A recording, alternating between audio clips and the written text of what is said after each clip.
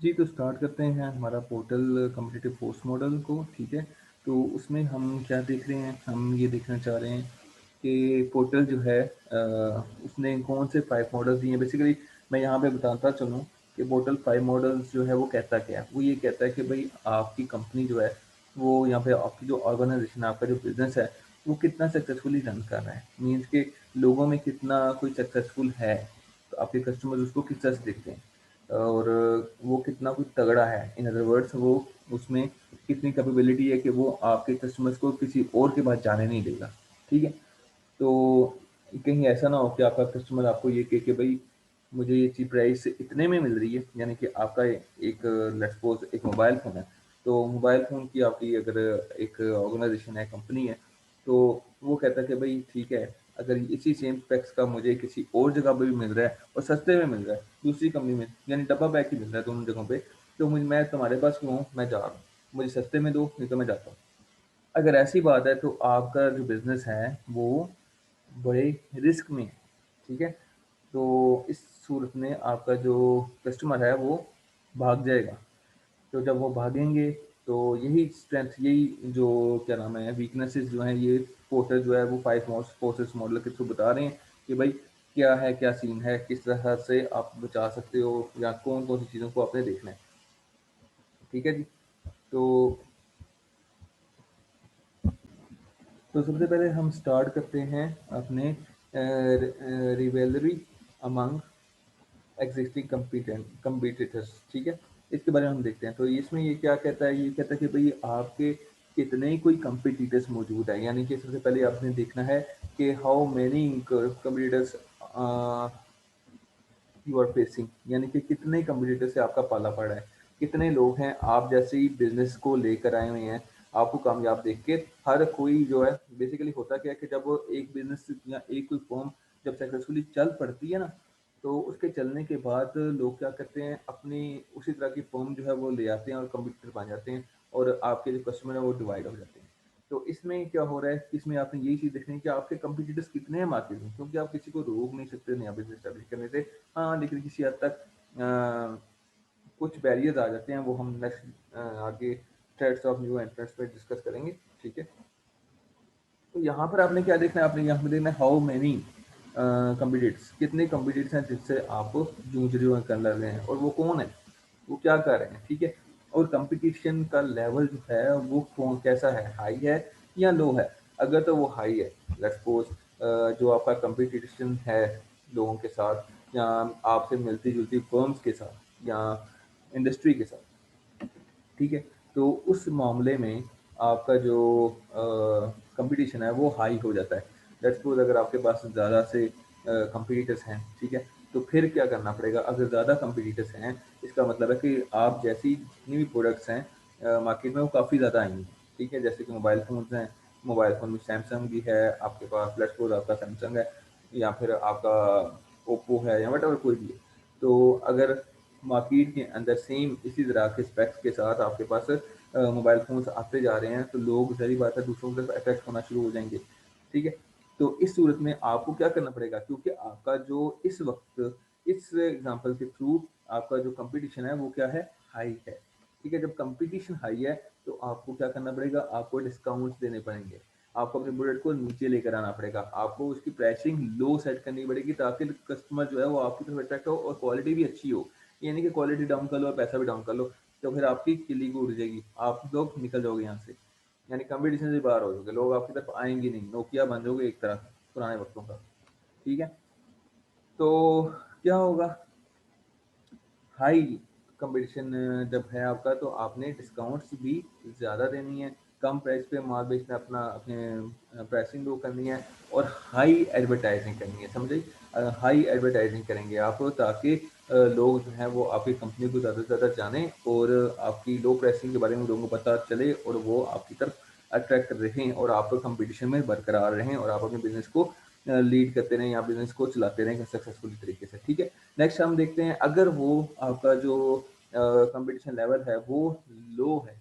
लो का मतलब क्या कि कंपटीशन लेवल लो है मीन्स कि कंपटीटर्स कम हैं आपके पास और आपके प्रोडक्ट जो है वो थोड़ी सी डिफरेंट भी है, तो आप तगड़े हो, आपकी स्ट्रेंथ अच्छी है, फिर आप थोड़ी बहुत प्राइस इंक्रीज भी कर दो तो टेंशन को नहीं, क्योंकि आपका कंपटीशन ही कम है। ठीक है, आपका कंपटीशन ही कम होगा। समझा आपकी बात? यानी कि जब शुरू-शुरू में फर्स्ट करें आपके पास एंड्रॉयड फ़ोन आए थे तो वो उस वक़्त आईफ़ोन या सैमसंग या फिर कोई वो जो ले थे 1-2 कंपनीज़ होती थी वो ही लेके आई थी। तो उस वक़्त उनका कॉम्पिटिशन बहुत लो था। आजकल के हवाले से अगर देखा जाए तो कॉम्पिटिशन बहुत ज़्यादा हो चुका हुआ है। ठीक है? तो ये एक एग्ज़ाम्पल को लेकर मैं बात कर रहा हूँ। ठीक है? नहीं, ये तो होगी rivalry अमंग एग्जिस्टिंग कंपटीटर्स। ठीक है?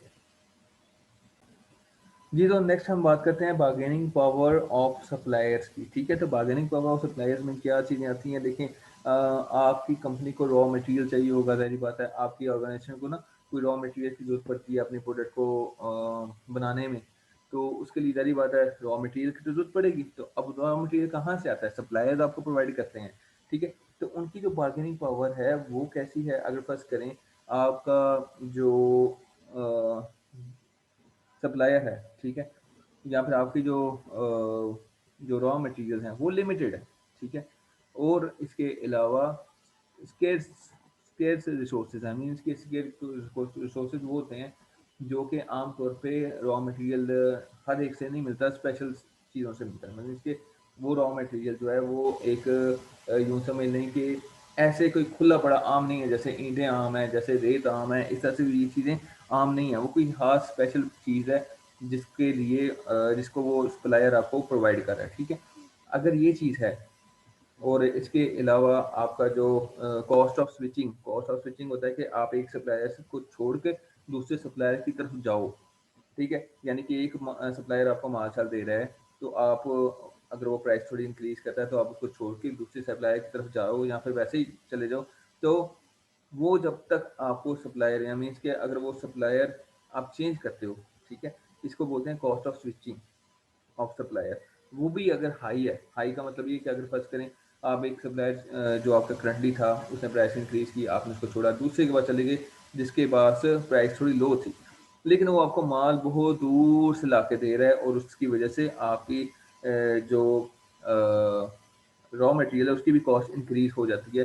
तो इससे बड़ी प्रॉब्लमैटिक सिचुएशन क्रिएट हो जाती है। तो जब ये सारी चीज़ें हैं, ये सारे फैक्टर्स हैं कि यानी कि लिमिटेड चीज़ें हैं, ये लिमिटेड रिसोर्सेज़ हैं आपके पास और स्केर्स रिसोर्सेज़ हैं, मीन्स के मटेरियल भी या रिसोर्सेज़ जो आपको चाहिए वो भी कोई आम रिसोर्सेज़ नहीं है बल्कि ख़ास हैं, वो जो आपको बिज़नेस के लिए चाहिए। तो वो चीज़ें आपको प्रोवाइड कर रहे हैं। इसके अलावा कॉस्ट ऑफ स्विचिंग भी अगर हाई है, यानी कि आप आसानी से सप्लायर को छेड़ भी नहीं सकते, सप्लायर्स को छोड़ भी नहीं सकते, उस तक उसके साथ बंधे रहना आपकी मजबूरी बन गई है, तो फिर जनाब सप्लायर जो है ना उसकी बार्गेनिंग पावर जो है वो हाई है। समझ रहे हो? उसकी बार्गेनिंग पावर हाई हो जाती है। अगर हाई हो जाती है तो इसका मतलब है उसको पता है कि भई मैं बादशाह हूँ, मैं किसी भी टाइम प्राइस इंक्रीज़ कर सकता हूँ और ये बंदा मजबूर है, ये कंपनी मजबूर है, इसने अपने लिए करना ही करना है। तो वो बदमाशी कर सकता है। ठीक है? अगर इसके निस्बतन अगर इसकी निस्बतन अगर कॉस्ट ऑफ स्विचिंग लो है, ठीक है? और इसके अलावा आपके पास अनलिमिटेड रिसोर्सेज़ हैं, यानी कि आपके पास सप्लायर्स एक से ज़्यादा हैं, लिमिटेड नहीं है, ज़्यादा हैं सप्लायर्स और मटेरियल भी स्केर्स नहीं है। मीन्स के मटेरियल भी आपको नॉर्मल सा चाहिए और वो आपको देने वाले सप्लायर्स भी बहुत ज़्यादा हैं, जिस तरह से फर्म्स बहुत ज़्यादा आ जाती हैं आपकी कंपटीशन में, इस तरह से सप्लायर्स का भी कंपटीशन होता है कि एक से ज़्यादा सप्लायर्स आपको चीज़ें प्रोवाइड कर सकते हैं। तो आप स्विच कर सकते हो। अगर ये एक बंदा एक सप्लायर बदमाशी करेगा तो आप क्या करोगे कि ठीक है, मैं तुमसे नहीं लेता, मैं किसी और से ले लेता हूँ। तो इस सूरत में बार्गेनिंग पावर जो है सप्लायर की वो क्या होगी? लो होगी। क्योंकि हमारे पास सप्लायर्स की ऑप्शंस मौजूद हैं। हमारे पास रिसोर्सेज की भी भरमार है कि रिसोर्सेज देने वाले सप्लायर्स भी बड़े हैं। कॉस्ट हम स्विचिंग भी कोई मसला नहीं है कि स्विचिंग की यानी कि सप्लायर हम छोड़ के दूसरे सप्लायर के पास जाते हैं तो भी कोई प्रॉब्लम नहीं है हमें, वो हमें सस्ते दामों में दे रहा है और वो कोई दूर दराज से भी नहीं ला रहा है, वो करीब से ला रहा है और वो फिर भी हमें एट द एंड सस्ता दे रहा है माल। तो फिर इस सूरत में बार्गेनिंग पावर जो है वो सप्लायर की वो क्या होगी? लो होगी। जब हाई होगी तो बदमाशी वो करेगा, जब लो होगी तो हमारे पास ऑप्शंस हैं, हम सस्ते में जाएँगे जहाँ पे भी हमें अच्छी क्वालिटी का और सस्ती चीज़ मिलेगी तो हम वहाँ पर जाएँगे। ठीक है? ये चीज़ आपको बार्गेनिंग पावर ऑफ सप्लायर में दिखाई देगी। तो ये कंसेप्ट था बार्गेनिंग पावर ऑफ सप्लायर का। जी, नेक्स्ट बात करते हैं हम बार्गेनिंग पावर ऑफ बायर्स की। अब बायर्स कौन हैं? हमारे कस्टमर्स हैं जो हमसे प्रोडक्ट खरीदेंगे या खरीदते हैं। तो इस सूरत में अगर तो आपके पास लार्ज नंबर ऑफ बायर्स हैं, यानी कि आपके कस्टमर्स ठीक-ठाक हैं, ठीक है? इसके अलावा अगर तो आपके पास कस्टमर्स यानी कि बायर्स आपके पास अच्छे मिकदार में मौजूद हैं, इसके अलावा ये तो अच्छी चीज़ है वैसे। लेकिन कॉस्ट ऑफ स्विचिंग लो है, मीन्स कि अगर इसकी कॉस्ट ऑफ स्विचिंग जो है मीन्स के बायर्स की जो कॉस्ट ऑफ स्विचिंग है वो लो है। लो का मतलब क्या हुआ कि अगर मार्केट में आप जैसे प्रोडक्ट किसी और के पास भी है तो वो आराम से एक से दूसरी जगह मूव कर सकते हैं। जैसे कि आजकल हमारे मोबाइल फ़ोन की दुनिया में हो रहा है कि हम नए-नए मोबाइल फ़ोन में शिफ्ट कर रहे हैं, बजाय कि हम आईफ़ोन, हर एक के पास आईफ़ोन नहीं है, हर एक के पास सैमसंग नहीं है। कोई कोई वीवो ले रहा है, कोई ओप्पो ले रहा है, कोई कुछ ले रहा है, कोई कुछ ले रहा है वगैरह-वगैरह।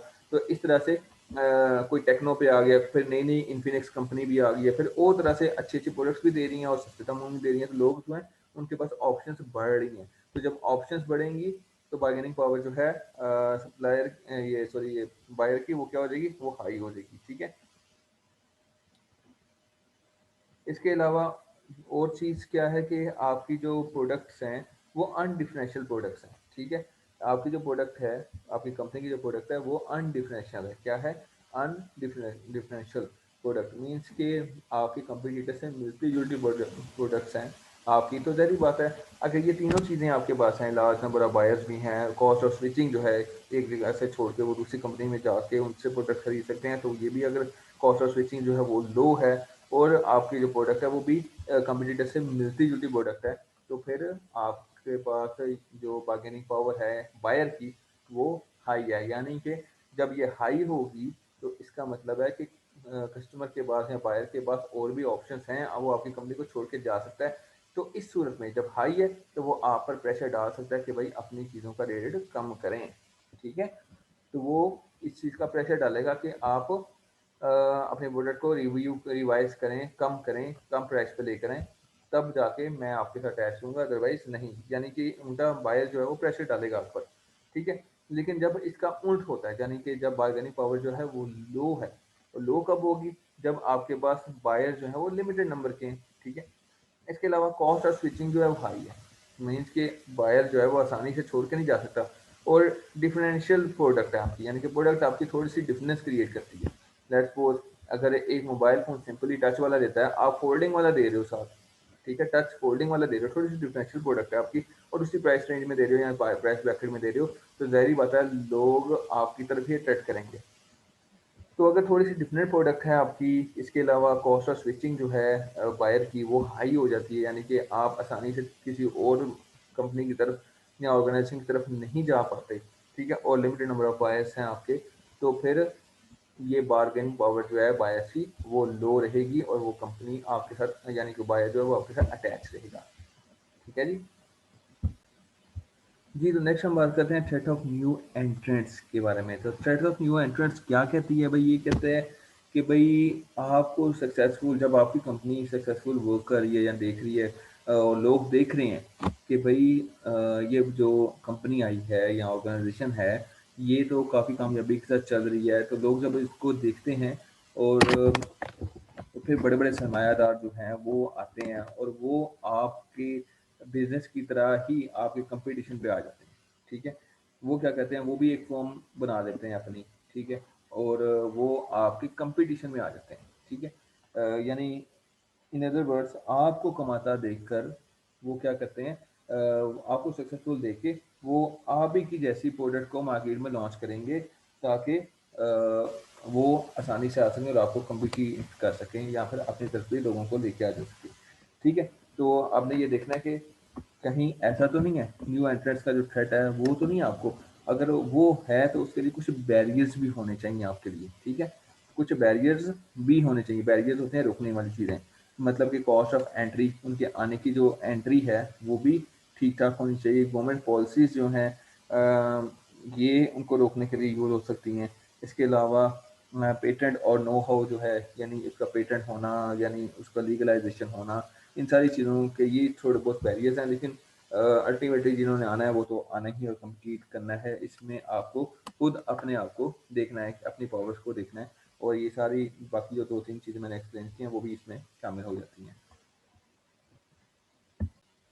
अच्छा, थ्रेट ऑफ न्यू एंट्रेंट्स में आपके अगर बैरियर्स मौजूद हैं, ठीक है, तो आपका जो इसमें इसका जो इम्पैक्ट है वो आपका लो रहेगा। और अगर बैरियर्स ही मौजूद नहीं है, हर कोई आता जाएगा, तो इसमें आपके जो थ्रेट ऑफ न्यू एंट्रेंट्स हैं वो हाई होगा, ठीक है। बैरियर्स की मौजूदगी में वो लो हो जाता है, और बैरियर्स नहीं है तो फिर वो हाई हो जाएगा, ठीक है। तो इस चीज़ को भी मद्देनजर रखना पड़ेगा आपको वाइल एनालाइजिंग योर ऑर्गेनाइजेशन।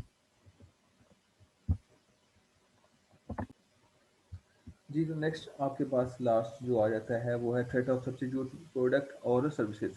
इसमें क्या है, इसमें आप देखते हो कि थ्रेट क्या है, मीन्स के ये जो थ्रेट है सब्स्टिट्यूट होने का या सब्स्टिट्यूट प्रोडक्ट और सर्विस होने का, इसका मतलब ये है कि भाई जिस प्रोडक्ट को, जो प्रोडक्ट आप बना रहे हो, जो सर्विसेज आप दे रहे हो, आपके कंपटीटर्स भी नियरली वही प्रोडक्ट्स और सर्विसेज आपको नहीं है, आपके जो बायर्स हैं उनको प्रोवाइड कर रहे हैं, ठीक है। तो अगर ऐसा है तो आपका थ्रेट ऑफ सब्स्टिट्यूट हाई है, ठीक है। और अगर ऐसा नहीं है, मीन्स कि अगर वो मीन्स कि अगर आपके वो सब्स्टिट्यूशन में आते ही नहीं है, यानी कि आपके लेवल की वो चीज़ें नहीं बना रहे या फिर वो डिफरेंट चीज़ें बना रहे हैं, तो फिर और बात है, वो फिर लो है। लेकिन अगर वो नियरली आपकी चीज़ें बना रही हैं, मतलब मीन्स कि वो भी मोबाइल फ़ोन एंड्रॉइड का बना रहे हैं, आप भी एंड्रॉइड फ़ोन का मोबाइल बना रहे हो, और आप भी अच्छे स्पेक्स लगा रहे हो, वो भी अच्छे स्पेक्स लगा रहे हैं, तो वो आपको रिप्लेस कर सकते हैं। तो इस सूरत में थ्रेट ऑफ सब्स्टिट्यूट प्रोडक्ट और सर्विसेज हाई रहेंगी। तो ये जो 4 चीज़ें हैं, 5 चीज़ें, ये इनको बोला जाता है पोर्टर 5 फोर्सेस मॉडल, ठीक है।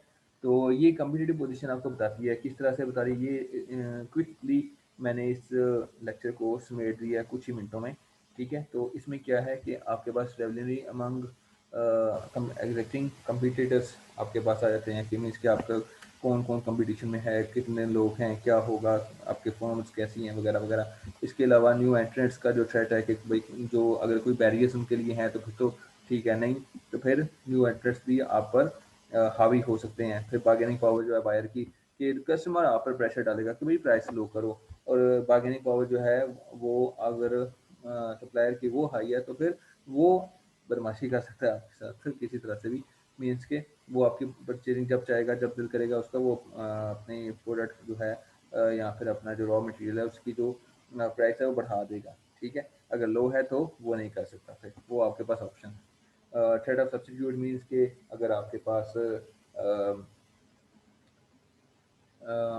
नहीं, अगर मार्केट में आपका सब्स्टिट्यूट प्रोडक्ट अवेलेबल हैं तो आप खतरे में हैं, ठीक है। और अगर थ्रेट ऑफ सब्स्टिट्यूट नहीं है, यानी कि ये लो है, तो फिर आपको कोई खास खतरा नहीं होगा, ठीक है। तो ये सारी वो चीज़ें हैं जो कि मद्देनज़र रखनी है, और इसको देखते हुए आपने किसी भी बिज़नेस को जज कर सकते हो, किसी भी बिज़नेस पर एनालिसिस कर सकते हो। आप देख सकते हो कि भाई क्या चीज़, कौन सा बिज़नेस कहाँ पे लाई कर रहा है, क्या स्टैंड कर रहा है, क्या हो रहा है, क्या नहीं हो रहा है, उसके कंपटीटर्स कौन से हैं, वगैरह वगैरह। ये सारी चीज़ें आप देख रहे हो, ठीक है। तो इस पर आप पूरी की पूरी रिपोर्ट बना सकते हो। आप इन 5 चीज़ों को मिलाकर एक टेबल या एक चार्ट बना सकते हो, उसमें बता सकते हो थ्रेट ऑफ न्यू एंट्रेंट से हाई है तो एक जगह पर एक कॉलम में आप ये सारे 5 लिख देते हो, फिर अगले में आप हाई लो वगैरह लिखते हो, और फिर आगे रीजनिंग देना शुरू कर देते हो, फिर उसके सॉल्यूशंस बताते हो। तो ये पूरे 4-5 चीज़ें का एक टेबल बन जाता है आपका, जो कि अंडरस्टैंडिंग पर्पज़ के लिए अच्छा हो रहता है, ठीक है। तो ये चीज़ है। अब हम वन बाय वन इस चीज़ को थोड़ा-सा पढ़ लेते हैं कि भाई क्या है थ्रेट ऑफ न्यू एंट्रेंट्स, क्या है? थ्रेट ऑफ न्यू एंट्रेंट्स, अच्छा इससे पहले मैं आपको ये थोड़ा-सा डिटेल में लेके जाऊँ, आपको मैं एक चीज़ और बता दूँ, what is firm and what is industry, difference क्या है? तो लेट्स सपोज फर्म क्या है, एक सिंगल ऑर्गेनाइजेशन को हम फर्म कहेंगे। वो कोई भी बिजनेस कर रही है तो भी कोई मसला नहीं, लेकिन ये कि अगर सिंगल ऑर्गेनाइजेशन है तो उसको हम फर्म का नाम देते हैं इकोनॉमिक्स के टर्म्स में या बिजनेस के टर्म्स में। और अगर इंडस्ट्री है तो हम इंडस्ट्री में क्या होता है कि ग्रुप ऑफ फर्म्स होती हैं, एक से ज़्यादा फर्म्स होती हैं, बेशक सिमिलर टाइप की हों, ठीक है। तो उसके हम इंडस्ट्री कहेंगे, ठीक है, या ग्रुप ऑफ इंडस्ट्रीज कहेंगे, सॉरी ग्रुप ऑफ फर्म्स कहेंगे अगर ग्रुप है, ठीक है जी। तो ये चीज़ें हैं। इसके अलावा हम सबसे पहले इस लेक्चर को वाइंड अप करने की कोशिश करते हैं। Threat of new entrants, profitable industries that yields high returns with attract new firms. क्या होता है कि भाई वो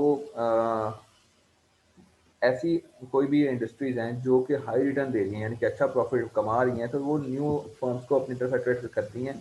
यानी कि लोग सोचते हैं कि भाई हम भी ये काम क्यों ना शुरू कर दें। वही बात होगी, new entrants naturally will decrease the profitability for other firms in the industry. इसमें क्या होता है कि इंडस्ट्री के अंदर अगर कोई एक नई फर्म आ जाती है तो फिर जो एग्जिस्टिंग फर्म है उनका प्रॉफिटेबिलिटी डाउन हो जाती है, क्योंकि लोग उसकी तरफ भी कुछ ना कुछ डाइवर्ट हो जाते हैं। Unless the entry of new firms can be made more difficult by officials, abnormal profitability will fall towards zero. Perfect competition, which is a minimal level of profitability required to the industry in business.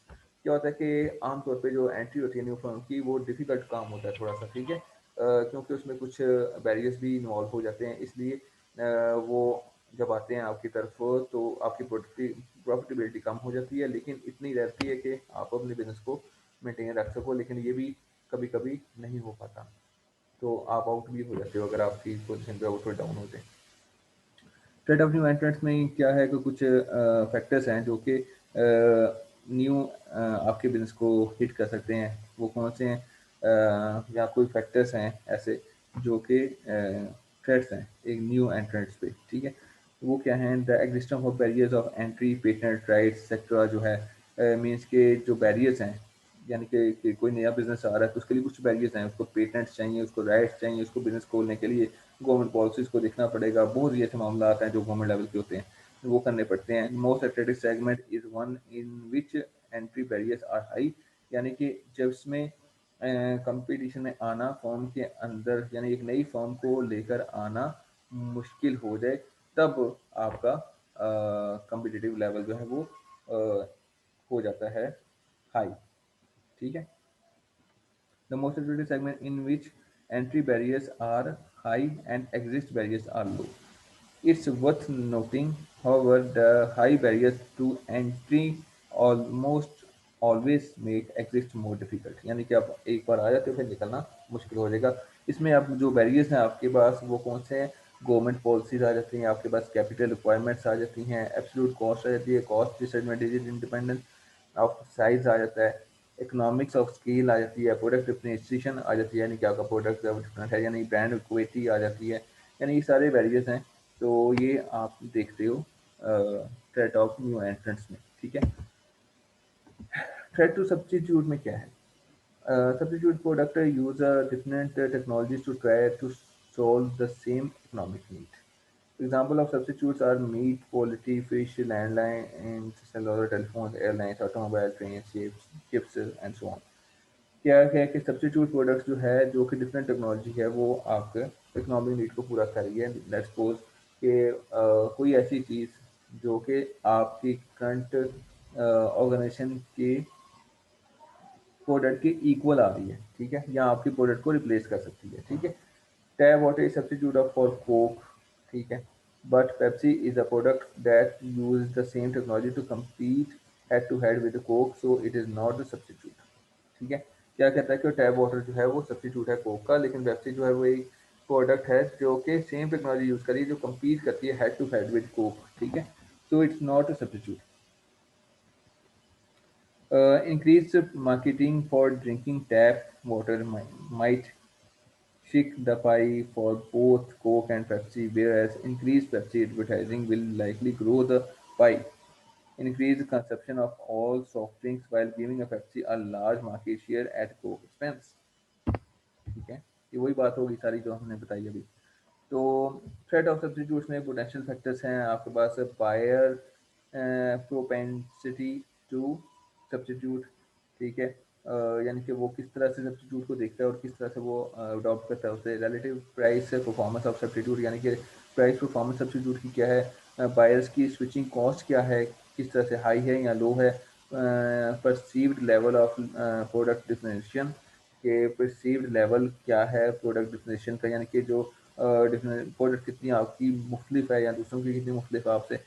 Number of substitute products available in the market, यानी कि कितने substitute products आपके पास market में available हैं और किस तरह से हैं और कितनी ईज़िली लोगों को वो मिल रहे हैं, ईज़ ऑफ सब्स्टिट्यूशन में अवेलेबिलिटी ऑफ क्लोज़ सब्स्टिट्यूट, यानी कि आपके जो क्लोज़ सब्स्टिट्यूट हैं वो कितने अवेलेबल हैं, इन सारी चीज़ों को आप लोग देखते हो। Bargaining power of customer या फिर buyers. Bargaining power of customer is also described as a market of outputs. The ability of a customer is to put a firm under pressure, which also affect the customer sensitivity to price changes. Means कि ये क्या है कि ये एक ability है customer की जिसमें वो firm को under pressure लेके आता है। ठीक है, वो फॉर्म को अंडर प्रेशर ले आता है कि जो कि वो कहता है कि भाई प्राइस चेंज करो नहीं तो मैं जा रहा हूँ। ठीक है, कस्टमर जो है वो बिजनेस पे दबाव डालता है, फॉर्म पे दबाव डालता है कि भाई अगर तो तुम चाहते हो कि हम आपसे लें तो इसकी प्राइस डाउन करें, क्योंकि मार्केट में हमारे पास आपसे सस्ती प्रोडक्ट्स और आपसे बेहतर प्रोडक्ट्स मिल रही हैं, तो वो डेफिनेटली वो छोड़ के जाएगा। यही काम अगर मैं एग्जांपल दूं आपको तो हमारी जो बिग थ्री है, सुजुकी है, कार के हवाले से सुजुकी है और होंडा है और टोयोटा है, इन्होंने बड़ा अरसा राज किया है। ठीक है, क्योंकि इनके पास कंपटीटर कोई खास नहीं थे, ये दो तीन कंपनी से जो राज करी थी काफ़ी अर्से से पाकिस्तान के ऊपर। अब क्या है कि अब नई-नई कार्स कंपनीज़ लॉन्च हो रही हैं, तो अब टोयोटा वगैरह ये सारे जो हैं ये सोच रहे हैं कि अपने अब बेसिकली क्या है कि उनसे मिलती-जुलती प्रोडक्ट्स जो हैं, उससे बेहतर फीचर्स से कम प्राइस में मिल रही हैं, तो अब वो मजबूर हो गए हैं ये बेहतर चीज़ बनाने के लिए। एयर बैग उन्होंने कभी 2 से ऊपर शायद दिए ही नहीं थे या 1 से ऊपर कभी दिए ही नहीं था। अब उनके पास यानी कि जो नई कंपनीज़ आ रही हैं, नई कंपनीज़ की जो कार आ रही है उसमें 2-2, 3-3, 4-4, 5-5, 6-6 एयर बैग्स भी आ रहे हैं। तो यानी कि नए-नए फीचर्स आ रहे हैं उनके अंदर और प्राइस भी उनकी लो है, तो ज़ाहिर-सी बात है लोग जो है वो दूसरी तरफ जाएँगे। अब इसी तरह से कस्टमर ने प्रेशर बिल्ड किया, यानी कि अब प्रेशर जो है वो फर्म के ऊपर आ गया, टोयोटा के पे आ गया, बाकी लोगों चीज़ों पे आ गया कि वो अपनी प्राइस को कम करें और प्राइसेज़ थोड़ी बहुत कम हुई भी हैं। ये पाकिस्तान के रियल एग्ज़ाम्पल मैं दे रहा हूँ करंट सिचुएशन से, ठीक है? तो firms can take measure to reduce the buyer power such as implementing a loyalty programme, ठीक है? और यानी कि वो बायर पावर रिड्यूस करता है और इम्प्लीमेंटिंग लॉयल्टी प्रोग्राम को इम्प्लीमेंट करने की कोशिश करता है। Buyer power is high if buyers have many alternatives. Buyer power जो है ना वो हाई होगी अगर बायर्स के पास ज़्यादा अल्टरनेटिव्स हैं, अगर लो है तो दे हैव फ्यू चॉइसेस, अगर कम है पहले बायर के पास चॉइसेस कम थी या सुजुकी या फिर वो देख लो क्या नाम है होंडा या टोयोटा। अब बायर्स के पास आहिस्ता आहिस्ता चॉइसेस ज़्यादा होती जा रही हैं, अब एमजी भी आ रही है, इसके अलावा शिंगान है, ज़मीन है, ये वो वगैरह वगैरह बड़ी बहरहाल आ रही हैं और भी मज़ीद आ रही हैं। तो ये बायर पावर जो है वो हाई हो रही है आपकी, ऑल्टरनेटिव्स ज़्यादा मिल रही हैं। तो बार्गेनिंग पावर आपको कस्टमर के बारे में बात करें तो उसके कुछ पोटेंशियल फैक्टर्स हैं। Buyer concentration to firm concentration ratios, degree of dependency among upon existing channel of distribution, bargaining leverage particularly in industries with a fixed high cost, buyer switching cost कितनी है, क्या वो एक दूसरे छोड़ के दूसरे को जा सकता है, buyer information availability of existing substitute products, buyer price sensitivity. अब बात करते हैं सप्लायर के बारे में। सप्लायर क्या कहता है? Supplier is also described as market of inputs. कि वो क्या है कि बेसिकली आपके बिजनेस को इनपुट दे रहा होता है, यानी रॉ मटेरियल दे रहा है, कंपोनेंट दे रहा है, लेबर दे रहा है, सर्विसेज दे रहा है फर्म को, जो कि that can be a source of power over the firm when there are few substitute. जब फर्म के पास भी सब्सिट्यूट कम है तो फिर बायर पावर जो है सप्लायर की वो भी तगड़ी हो जाती है, वो भी बदमाशी कर सकता है। और जब सब्सिट्यूट आपके पास या फर्म के पास ज़्यादा हैं तो फिर आप इजीली स्विच कर सकते हो किसी और की तरफ, क्योंकि स्विचिंग कॉस्ट भी आपकी कम होगी, फर्म की कम होगी। तो if you are making a biscuits and there is only one person who sell the flour, you have no alternative but to buy it from them. यानी कि अगर आप बिस्किट बनाने वाली कंपनी हो तो आपको आटा चाहिए, ठीक है, फ्लोर चाहिए। तो जब फ्लोर चाहिए तो वो बंदा भी एक ही है जो आपको फ्लोर प्रोवाइड कर सकता है, तो फिर आपके पास कोई ऑल्टरनेटिव नहीं बचा, तो आपको उसी से लेना पड़ेगा, चाहे वो सस्ता दे या महंगा दे, वट एवर। वो बदमाशी भी सूरत में कर सकता है, यानी कि वो रेट इंक्रीज और लो कर सकता है, किसी भी तरह से बादशाह बंदा है वो मान जाता है। Supplier may refuse to work with the firm और charge excessively high prices for unique resources. यानी ऐसे रिसोर्सेज जिनको मैंने स्केर्स रिसोर्सेज बोला था वो यूनिक रिसोर्सेज हैं, ऐसे रिसोर्सेज जो आमतौर पे मार्केट से नहीं मिलते, वो फर्म को दे रहा है और उस सूरत में वो क्या कहता है कि वो कहता है भाई मैं नहीं देता आपको, तो कंपनी जो है वो उसके रिसोर्स पे खड़ी है। समझ आ गई बात? कंपनी जो है या आपकी फर्म जो है वो उसके रिसोर्सेज पे, सप्लायर के रिसोर्स पे खड़ी है। तो उस सूरत में सप्लायर जो है वो अपने रेट को ठीक ठाक बढ़ा लेता है, जिसकी वजह से आपकी जो प्रोडक्ट है वो भी महंगी हो सकती है और उसको खरीदना पड़ता है फर्म को। तो supplier switching cost relative to a firm switching cost है। इसके अलावा degree of differential of inputs, impact of inputs on the cost differential, presence of substitute inputs, strength of distribution channel वगैरह वगैरह। इंडस्ट्री रिवलरी क्या है, इसके जो पोटेंशियल फैक्टर्स हैं कि वो क्या हैं, ये बेसिकली कॉम्पिटिटिवनेस बताती है इंडस्ट्री की कि वो क्या है उनके पास, या फॉर्म की कॉम्पिटिटिवनेस बताती है। जो sustainable competitive advantage through innovation, यानी कि इनोवेशन के थ्रू आप अपने कॉम्पिटिटिव एडवांटेजेस हासिल कर सकते हो। Competition between online offline companies, level of advertising expense, यानी कि एडवर्टाइजिंग एक्सपेंस का जो लेवल है वो बढ़ाना पड़ सकता है आपको। पावरफुल कॉम्पिटिटिव स्ट्रेटजी आपको चाहिए होती है। तो ये कहाँ पे बेसिकली ये सारी चीज़ें हैं, यानी कि सारे हमने बता दी आपको। अब पोर्टर्स 5 फोर्सेस एनालिसिस कब आपको क्या चीज़ प्रोवाइड करते हैं बेसिकली, ये ऑर्गेनाइजेशन को ये समझने में मदद देते हैं कि वो फैक्टर्स कौन से हैं जो कि आपकी प्रॉफिटेबिलिटी को इफ़ेक्ट कर सकते हैं, ठीक है।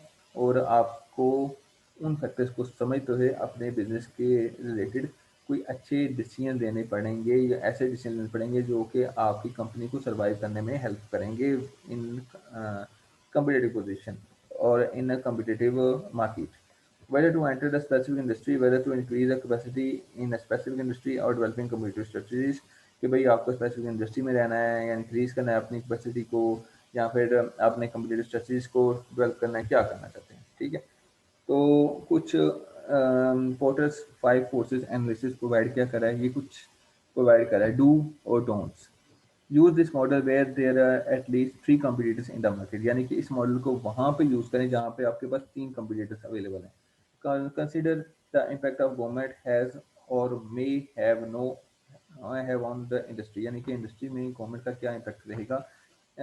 Consider the industry life cycle stage, early stages will be more turbulent, or consider the dynamic changes characteristic of a industry, और वो चीज़ें जो आपने नहीं करनी।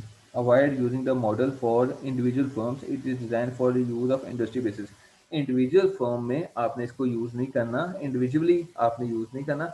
जब इंडस्ट्री है, इंडस्ट्री किसका नाम है, ग्रुप ऑफ फर्म्स का नाम है, ठीक है। जब ग्रुप ऑफ फर्म्स काम कर रही हैं इकट्ठी, ये यानी कि आपकी इंडस्ट्री है, मोबाइल फोन इंडस्ट्री है, ऑटोमोबाइल इंडस्ट्री है, ठीक है। तो इन सारी चीज़ें, ये जो सारी इंडस्ट्रीज हैं, इनमें आप इस मॉडल को अप्लाई कर सकते हो। इंडिविजुअली आप नहीं कर सकते इसको अप्लाई, ठीक है।